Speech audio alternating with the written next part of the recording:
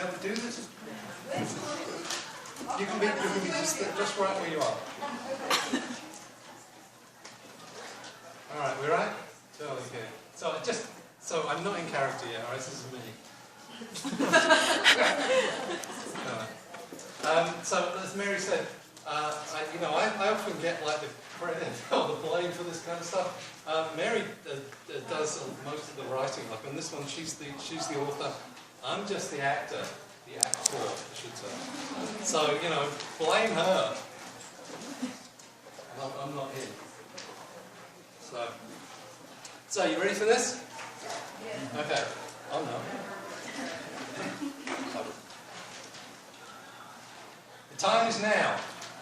The place, a basement room on the campus of Salmonella State University, somewhere in Northern California. Deferred maintenance has closed half the bathrooms, and the few tenure-track faculty who remain are now charged personally for office space. A greybeard in academic regalia stands behind a cheap steel podium, courtesy of the music department, now defunct.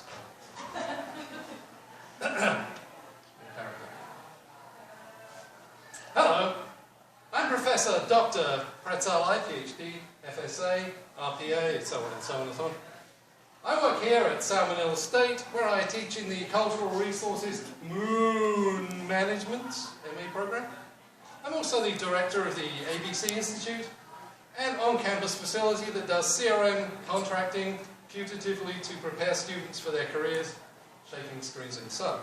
Today, I have the unenviable assignment of doing an annual performance evaluation of the CRM industry.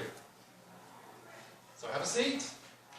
You're seated already. A copy of the evaluation has been circulated for your input. Has everybody copied? Jolly good. As you know, all performance evaluations must be based on objective criteria, and I developed mine from the Michael Shanks and Randall McGuire, 1976, article, The Craft of Archaeology.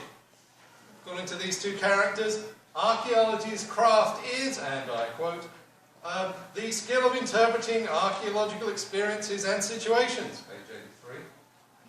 This interpretation is created from observations of a reality with the archaeologists as partners and participants.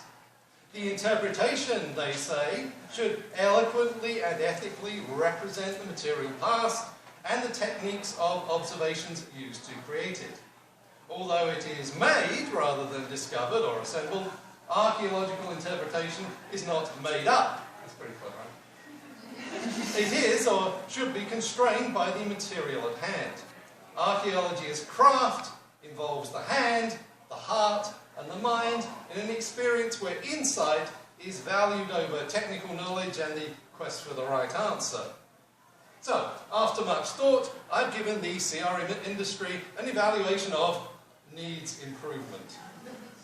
Some archaeologists in some firms still do craft within the private sector, but I feel it's increasingly rare as the quest for profit has spawned the routinized practices of industrial production, canned research, and an archaeological proletariat of migrant field workers. CRM has zapped archaeology's emotional appeal and commodified... Wait a minute! I don't have to listen to this bull. It is patently unfair to we CRM company owners, Shanks and McGuire, those effete ivory towers, with their fancy talk. What do they know about historic preservation, budgets, or how the American economy works? Well, You irresponsible academics drove CRM into the private sector decades ago. You couldn't meet deadlines and your business practices. Oh my God. Well, you guys love flitting off to your summer breaks in third world countries to do, quote, real research. Development-driven archaeology didn't fit in with your 9-month-a-year work ethic. no, just a minute. You owners found ACRA, your industry association, to advance the interest of private CRM businesses. That's right. And the first thing we did was exclude universities from voting memberships. And the second was to try to eradicate organizations like yours. And we've been pretty successful at it. Universities with their student labor are antithetical to a free market. Clients want compliance, not research. Certainly not crafts. Nationwide, there are about 1,300 CRM firms. They employ about 10,000 CRM professionals and annually generate over $1 billion in revenue. We supply expertise in historic preservation and provide critical support for building our nation's infrastructure. I should probably be speaking of American accent. This is a really long speech you're doing. We have our own goals. Thank you very much. You academics have got fat feeding at the public trough, but you think you can criticize the industry on making a fair profit. American? North Carolina. Why should we care what Shanks, Maguire, or any of you lot have to say? Yes. And what have you had to show for this $1 billion?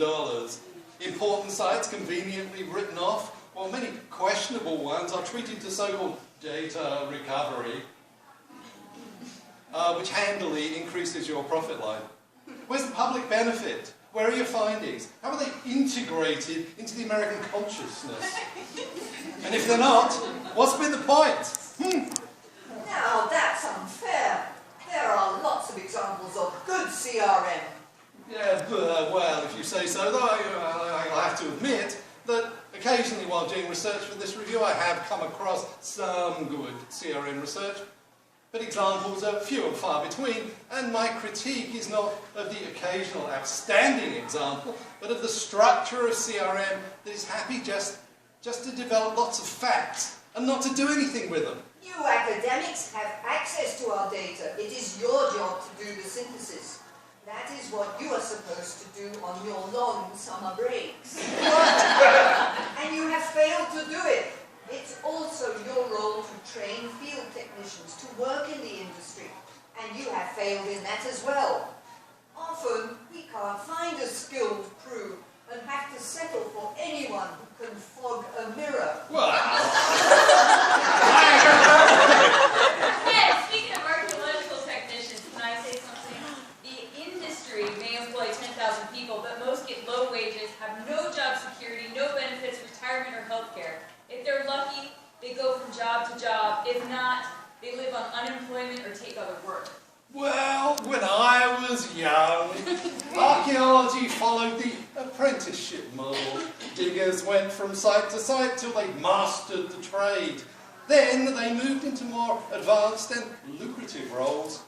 Many of we elders followed that path. Yeah, well, times have changed. Many of us got into the trade because we love the work, the way of life, the freedom, the adventure, punctuated, of course, by long periods of extreme boredom and bad jokes. But we field techs get no respect for the skills we bring to the job. Sure, there are college students out there, but many techs have been doing the work for 20 years. Eventually, they get old or injured or both. Their teeth fall out. They live on the generosity of others. Who wants to hire them when... Oh, boo-hoo, boo-hoo. Let's pull this violin and it's talking to you. You're making me cry.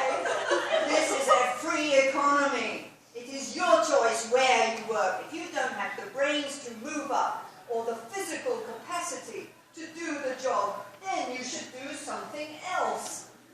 We don't owe you anything. Our clients aren't interested in the romance of archaeology or the American past. They are building for the future. And if they ask us to hire through digbums.com and tell us not to pay travel time. Well, that's life. But you still manage to make a profit. While you PIs gorge yourself on overhead like someone at a Las Vegas buffet, we techs are out in the desert sweating our asses off, working 12-hour days, being paid for 10, and double bunking in roach motels. And in the end, you fire us. How true! How true! And if you've read my articles in the Journal of American Antiquarians, you'll know just how much we tenured academicians completely agree with you. But it seems to me that one voice is missing from this review. Does anyone speak for the resources? The sites? I am the Lorax. I speak for the sites. Long buried underground, they have no rights. I speak for the sites, but the sites have no tongues. All I am asking at the top of my lungs, I'm very upset and I just want to know how the past became a place where the prophets will grow. Way back in the days when the ground was still firm, layers intact and stuff buried beneath berms, gentlemen scholars roamed about the space. 'Twas then I learned my trade in this glorious place. But all is now changed, and it's really a shame. Those CRM bosses will get all the blame. I want my ivory sandbox back to build up my theories of tickety-tack. I just want a second home. I have to pay my student loan. What's all this speaking now in rhyme? Such conference behavior should be a crime.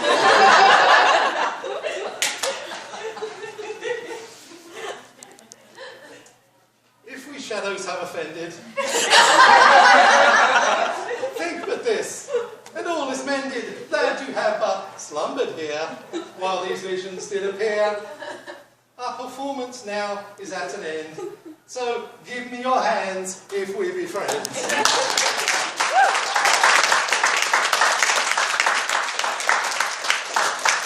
All time.